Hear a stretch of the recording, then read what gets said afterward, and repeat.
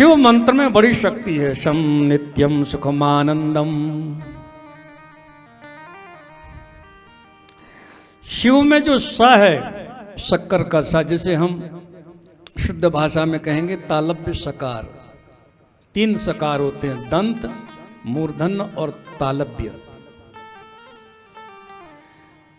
तो तालव्य सकार जो शिव में लिखते हैं, वो जो स है उसका अर्थ है सुखम, सुख, सम सुखम, ठीक है, नित्य आनंद। और इकार पुरुषा मता, जो उसमें ई लगा हुआ है, स्वर, स व्यंजन है, ई स्वर है, और स्वर रहित व्यंजन अधूरा होता है। तो ई पुरुष का वाची है।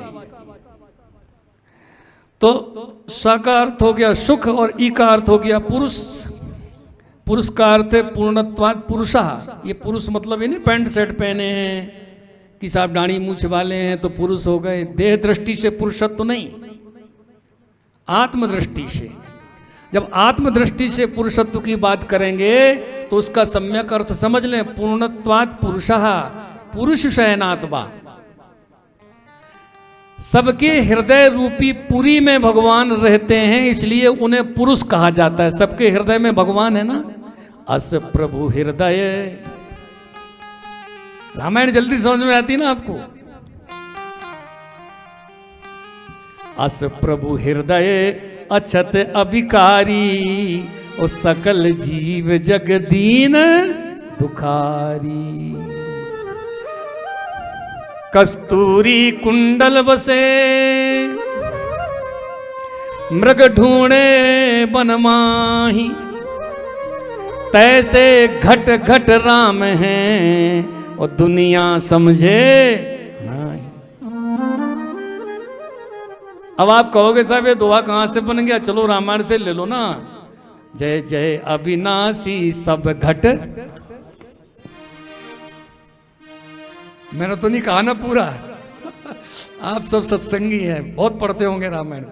जय जय अविनाशी सब घटवासी, व्यापक परमान, व्यापक परमानंद। गौदीतम चरित पुनीतम, माया रहित मुकुंदा। जय माया रहित मुकुंदा। जय जय अविनाशी सब घट, तैसे घट घट राम है। सबके हृदय में परमात्मा है, इसीलिए उन्हें पुरुष कहा जाता है। पुरुष शयनात्मा, पूर्णत्वात् पुरुषः, यह भी अर्थ है परिपूर्ण है। व्यापक परमानंदा, व्यापक तत्व हैं। व्यापकत्वात् पुरुषः, पूर्णत्वात् पुरुषः, इसलिए कहते हैं पूर्णमदा। और पूर्ण भी कैसा? अतः पूर्णम इदम पूर्णम, उसका अर्थ ऐसे करेंगे। और श्लोक पढ़ना है तो वैसे पढ़ेंगे, पूर्णमदः पूर्णमिदम पूर्णात् पूर्णमुदच्यते, पूर्णस्य पूर्णमादाय पूर्णमेवावशिष्यते। ऐसा पूर्ण है। पूर्ण से पूर्ण निकाल दो तब भी वहां पूर्ण बचता है, ऐसा पूर्ण है। जैसे बाल्टी का पूरा जल निकालने और बाल्टी में पूरा बचा रहे, ऐसा हो सकता है क्या? टंकी से पूरा जल ले लिया और टंकी में पूरा बच जाए, संभव नहीं है। लेकिन भगवान ऐसे परिपूर्ण परमात्मा है, व्यापक तत्व हैं कि पूरे से पूरा निकालने तब भी वो अपनी जगह पूरे ही बचते हैं। बोलो शंकर भगवान की जय। तो इकारा पुरुषा मतः, सा का अर्थ है सुख, नित्य आनंद। ऐसा आनंद नहीं कि अभी है कल नहीं है, परसों है नरसों नहीं, नहीं, हमेशा जो आनंद रहता है ऐसा आनंद। सा समझ रहे? ई पुरुष। और क्या बच गया भैया? वाह, वकार बच गया। शिव का जो वकार है वो बच गया। उसका अर्थ सुन लीजिए, वकारः शक्तिरमृतम मेलनम शिव उच्यते। वकार है शक्ति का वाचक। शक्ति माने पार्वती जी का वाचक है वकार। समझ रहे हैं आप लोग? तो शिव बन गया।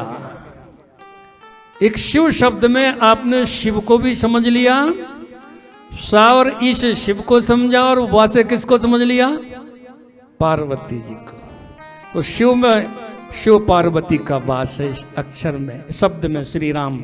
और जब आप शिव शिव कहते हैं तो ध्यान देना, आपकी जो जीभ है ना मुख में, करछुली मुद्रा बन जाती है उसमें, जिसको कहते हैं शीतली मुद्रा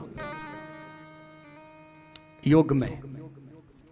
जितनी बार ये मुद्रा बनेगी जीव की, वो आकृति बनेगी जो शिव बोलने से बन जाती है, उतनी शीतलता जीवन में आएगी। शीतलता का विस्तार होगा, शांति का विस्तार होगा, सुख का विस्तार होगा। शिव जी प्रवेश करते जाएंगे और भगवती पार्वती भी आपके भीतर आपकी शक्ति बढ़ाती चली जाएगी, प्रवेश करती जाएगी। मंत्र मंत्र मंत्र महामणि विषम ब्याल के मेटत कठिन कुवंक भाल के। बट बीज में बट वृक्ष होता है, दिखता नहीं है पर निकलता उसी से, तो हम जानते हैं कि होता है। तैसे मंत्र में भगवान रहते हैं, दिखते नहीं, वो बात अलग है। तिल में तेल नहीं दिखता तो क्या नहीं मानते हम? दूध में घी नहीं दिखता तब भी तो जानते हैं कि है। तैसी उतनी जानकारी बढ़ा लो कि शिव में भगवान शिव और पार्वती का वास है। बोलो शंकर भगवान की जय। हाँ, शिव पूजा परो मौनी सत्यादि गुण संयुतः। शिव पूजा करें, शिव मंत्र का जाप करें और सतोगुण बना करके रखें जीवन में। सतोगुणी भोजन करें, गीता जरूर पढ़ा करें आप लोग अपने घर में, उसमें सब मिल जाएगा जो आवश्यक है जीवन की सफलता के लिए। सतोगुणी भोजन क्या है, रजोगुणी क्या है, तमोगुणी क्या, सब है। कट्टम्ल लवणा तृष्ण तीक्ष्ण रूक्ष विदाहीना आहार राज्य सस्येष्ठा दुख शोकामय प्रदाह। इसकी व्याख्या करूंगा तो आपको लगेगा कि हम लोग तेल मिर्च ज्यादा क्यों खाते हैं, क्योंकि ज्यादा तेल मिर्च वाला जो भोजन है वो रजोगुणी हो जाता है, इसलिए कम कर दो आज से। आप क्षमा करना, हम आपके स्वाद को नहीं मार रहे हैं, हाँ? क्योंकि भोगना तो लीवर को पड़ता है ना। जीव ने तो चटपट कर लिया, लीवर कह रहा है साहब हमारे पर दया करो। हाँ, नहीं तो हम बिगड़ गए तो फिर हॉस्पिटल में टंगे घूमोगे। हाँ, समझ रहे ना? इसलिए जब भी हम पाएं तो लीवर को याद रख के पाएं। जीव और दांत को तो कुछ मिलना नहीं है, मेहनत ही करेंगे। ये बस जिह्वाग्रवर्ती जो रसना है ना, ये ज्ञानेंद्रिय यही गड़बड़ करती है। यातयामम गत रसम पूति पर्यूषितम चयत। सारे तरह के भोजन का वर्णन गीता में। चलो अस्तु, विषय बहुत है। जिसे भी भगवान की पूजा करना तो सतोगुणी बन के रहें तो आपका ध्यान में मन लगेगा, ज्ञान में मन लगेगा, भक्ति में मन लगेगा, शुभ कर्मों में मन लगेगा, क्योंकि आप सतोगुणी होके रह रहे हैं। खान पान आदि से जैसा खाएंगे अन्न वैसा बनेगा मन। और अन्न शुद्धौ सत्व शुद्धि ही, सत्व शुद्धौ ध्रुवा स्मृति ही। अन्न की शुद्धि होगी तो सत्व की शुद्धि होगी। सत्व कहते हैं अंतःकरण को। अंतःकरण में चार चीजें हैं, मन, बुद्धि, चित्त और अहंकार। इन चारों को कहते हैं अंतःकरण। एक साथ चारों शुद्ध हो जाते हैं, हमारा अहंकार भी शुद्ध हो जाता है। कैसा हो जाता है? अस अभिमान जाई जनी भोरे और मैं सेवक रघुपति पति। ऐसा अभिमान रहे, कोई दिक्कत नहीं। जब सतोगुण प्रवृत्ति होगी तो ये अभिमान आपका सुरक्षित रहेगा। लेकिन जो ये मिथ्याभिमान, देहाभिमान, पदाभिमान, धनाभिमान, रूपाभिमान, ये जो बंधनकारी अभिमान हैं, ये खत्म होंगे शुद्ध अन्न भोजन करने से।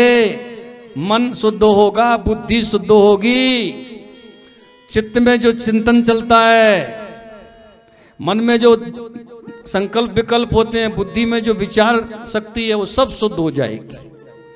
एक अन्न की शुद्धि से सत्व की शुद्धि होती है, और सत्व की जब शुद्धि हो जाती है तो वो सत्व माने वो अंतःकरण परमात्मा को ग्रहण करने में योग्य बन जाता है। आप ताली ना बजाएं वो अच्छा है, अपने मन को बजाएं कि बात समझ में आ रही कि नहीं। हाँ,